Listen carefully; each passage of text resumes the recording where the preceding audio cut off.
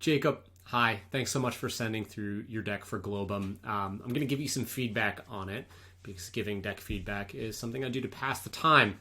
It's weird, but hopefully it's helpful. So this is the deck that you want to send over to investors to convince them to give you money, which means there's a bunch of things that you want to do in here. So let's see how well you've executed on that. So obviously the title slide is important.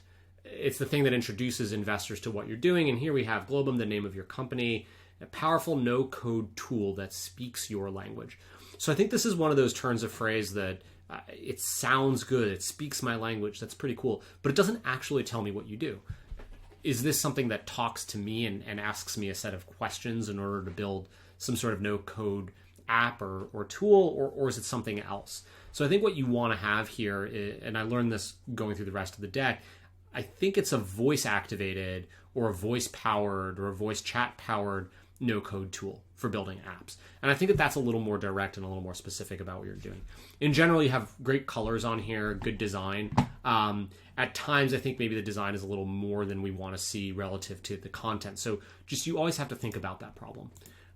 So then you have the problem on the first slide, which is software is eating the world, but only 0.25% of people know how to code. We want to enable the remaining 99.75%.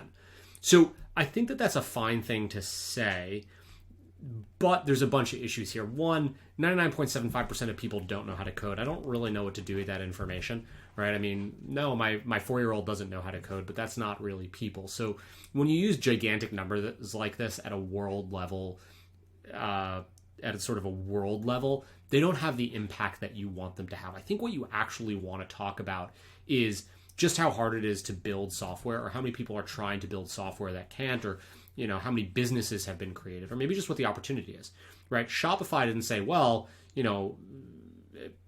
shopping or e-commerce is eating the world, but only a tiny, like a 0.1% of people know how to build an e-commerce store. They say, hey, this is a tool that people will use to build e-commerce and use to build stores online. We're going to make that really easy. Here you go. So for this, I think, developers are expensive. People want to build apps. There's an opportunity here. We're going to do it in a different way. But that actually leads me into the next kind of question that I have when reading your deck, which is on your solution, an amazingly simple but powerful no-code platform for building custom apps via chat. So it's not obvious to me why that is necessarily better than something like Webflow. Right? There's a lot of apps out there, a lot of companies that help people build applications, build programs, build websites in a no-code way. And you have to really tell me why chat is a preferred mechanic versus the other things out there. For me, that is the central problem that you want to solve and you need to explain. When we go down to the next slide, so you followed this pattern of, title slide, problem solution, quick hit at traction really well. Love that. The issue is that your traction slide, it doesn't necessarily match up, and it's not necessarily the most impressive thing. So when you say traction, you have $29 in MRR, $12,000 in app sales, and 516 registered users. And then you have this very condensed graphic that kind of a straight up thing. The thing that an investor is naturally going to ask is, how many active users do you have? How many paid users do you have? $30 in MRR, am I supposed to be super impressed by it? It's amazing, by the way, that you have money in actual, MRR, that you've convinced people to buy your software. Most founders never get to that stage. So I love that you did it, but it's not the thing that's necessarily going to impress investors. And then I don't know what to do with this 12K in app sales thing. Is that part of your business model? Where does it fit? You need more context if you're going to show traction in that way. Then you go into this competition slide. I don't know that a competition slide is really the most impactful thing here. I think what I'm starting to want to see more of is how this thing actually works and why it's better. And you haven't actually told me that. You then go immediately to market, which is a combination of mission and market. And we're on a mission to onboard 1 million new developers in 10 years. I don't know where these numbers are coming from. And if 1 out of 100 people use the premium services for $100 a year, well, is anyone doing that yet? You're just introducing more questions, honestly, than you are answers. And I think that's going to divert how investors access this deck and want to see this deck.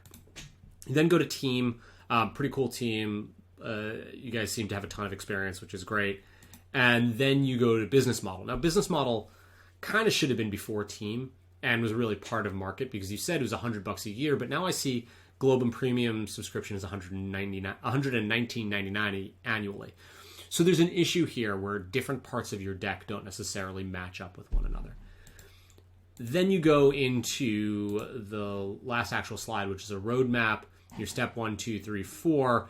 What you're actually missing here is what you're raising, right? How much are you raising? What are you going to use it for? What are you going to do? So what I want to see, honestly, most in this deck, given that it's kind of a seed pitch, is what you've done so far. Product shots are tricky, but maybe you need a product shot in here. Maybe you even need a demo when it's something that is in a market where there are other tools, but you're saying we have a fundamentally better solution. You need to give more context around why it's fundamentally better and why you are uniquely suited to do this thing in a way that no one else possibly could. So we'd love to see this work and would love to see you get the fundraising you need. Hope this was helpful. Thanks so much.